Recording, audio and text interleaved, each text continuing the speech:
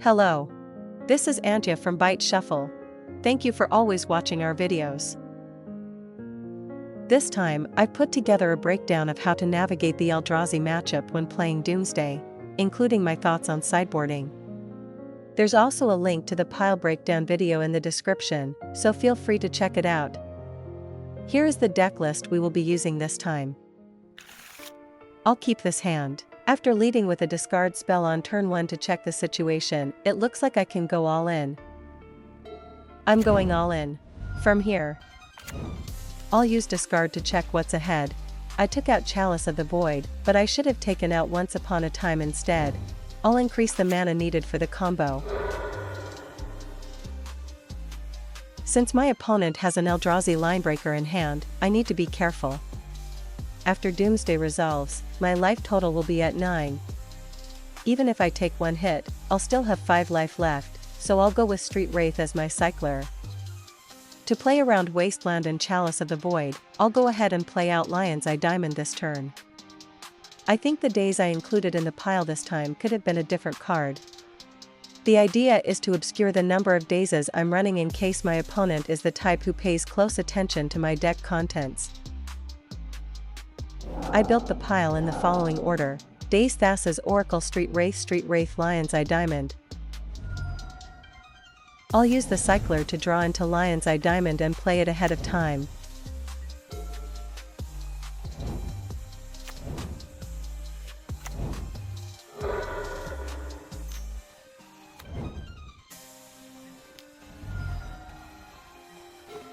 I activate Lion's Eye Diamond on the pile opener stack. I win with Thassa's Oracle. Before sideboarding, I'd like to review the list we used. First, the conclusion. I will explain it step by step.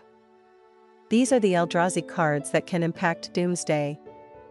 First, there's Chalice of the Void, and in most cases the opponent will cast it with X=1. If you have Doomsday along with cards like Lotus Petal or Cabal Ritual in your hand, it might be fine to hold on to your counterspells. As for other disruption pieces they might be running, such as Disruptor Flute and Null Rod, against these, we bring in Force of Negation, Hide in the Ceiling, and Vision Charm against those cards. In exchange, we take out Thoughtseize and Duress.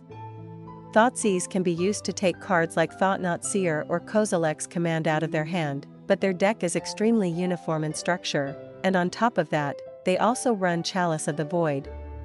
Because of that, I won't take all of them out, but since the situations where they're strong are limited, I'll reduce the number of copies. I'm also taking out Cavern of Souls. And I'm trimming the number of Ponders as well. This is because we need to focus on playing a fast game, and we don't really have the time to cast Ponder at a leisurely pace. Next, there's Eldrazi Linebreaker, which puts on a fast clock and is a very difficult creature for us to deal with. The key point here is when the opponent pairs it with Cavern of Souls. There are situations where we can no longer answer it with counterspells, which can throw off our damage calculations. Next, there's Wastecape Battlemage. To play around the opponent's Chalice of the Void, it can destroy the Lotus Petals or Lion's Eye Diamonds that we've played out in advance, which can also throw off our calculations. Next, there's Kozilek's Command. When we go for the Thassa's Oracle kill, they can use the Scry mode and cause us to lose by decking ourselves. Since the opponent isn't running that much removal, depending on how the game develops, it can be important to go off while keeping your pile intact to play around Kozilek's Command. Lastly, I'd like to wrap up with an explanation of the creature plan. Whether we switch to a creature plan depends on how many creatures we're running in our sideboard. Since this list runs only a small number of creatures, we won't be switching to the creature plan this time. From here, I'd like to continue under the assumption that we are running a sufficient number of creatures in the sideboard. Let me start by explaining my general approach. I think switching to a creature plan is perfectly reasonable against non-Eldrazi stompy decks, but against Eldrazi, you need to be a bit more careful. First, there's Barrogoyf. Because the Eldrazi tokens created by Kozilek's Command can chump block it, it ends up doing very little in the matchup. The key piece of the creature plan is Murktide Regent. If you're trying to win with Murktide Regent, Wastes-Cape Battlemage can delay you with its bounce effect. When going for the creature plan, you'll want to keep in mind that you may need to use discard spells or counter spells on Kozilek's Command or Wastes-Cape Battlemage as well. I'll keep this hand, since it looks like I can go all in early. Since I have 2 cyclers, I'm going to aim to win on the same turn I cast Doomsday.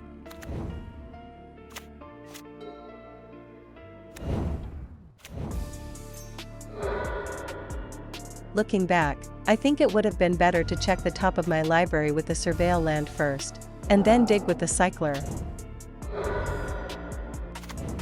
Surveil's effect sends it to the graveyard.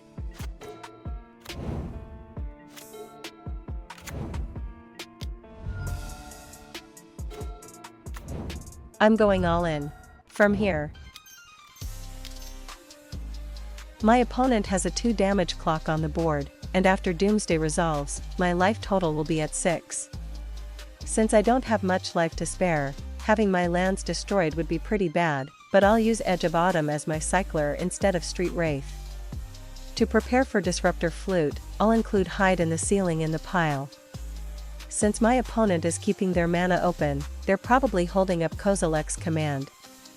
However, since they have Chalice of the Void on the battlefield, my 1-mana spells like Brainstorm and Thoughtseize will get countered. If I try to play around Kozilek's Command, I need to include Force of Will in the pile, but if the pass the turn sequence gets too long, I'll probably just lose to the clock on the board, so I'm really torn here. I couldn't come up with a very good pile, so I swapped it for an island at the last moment, but since I only put 1 Thassa's Oracle in the pile, I just lose if they're holding up Kozilek's Command. I think it would have been better to leave it as Force of Will. I built the pile in the following order: Island, Hide in the Ceiling, Thassa's Oracle, Edge of Autumn, Edge of Autumn. If the card in my hand were Force of Will instead of Force of Negation, I would want to counter Kozilek's Command here. That's because if they find Eldrazi Linebreaker or Disruptor Flute here, I'll just lose on the spot.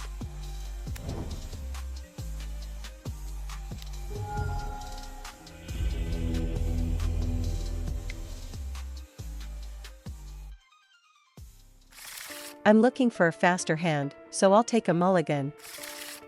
Put Hide in the Ceiling on the bottom. I'm going all in. From here, I'll increase the mana needed for the combo. Since I have a fetch land in my hand, I'll include a land in the pile and use it as the pile opener. Since I should have enough life to work with, I'll use Street Wraith as my cycler. If my opponent doesn't have anything, I'll use the fetch land and 1 cycler as my 2 openers, then go for it next turn with Thassa's Oracle. As for the rest of the pile, I'll include a card in the slot dedicated to dealing with Disruptor Flute. This time, I initially chose Vision Charm, but later swapped it for Hide in the Ceiling to better play around the opponent's Chalice of the Void.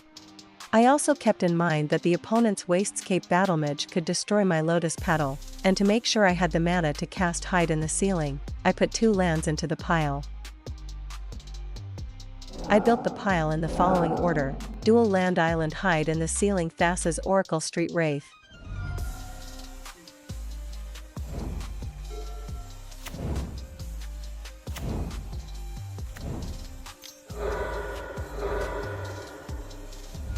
I think it would have been fine to ignore it, but I'll throw in a Daze just in case.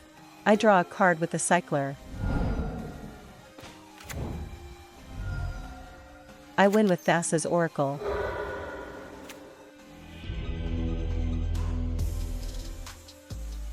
Thank you for watching up to this point. I apologize for the many play mistakes. I hope to improve at MTG together with everyone. If you enjoyed this video, please consider subscribing to the channel and giving it a thumbs up. See you next time. This is Antya.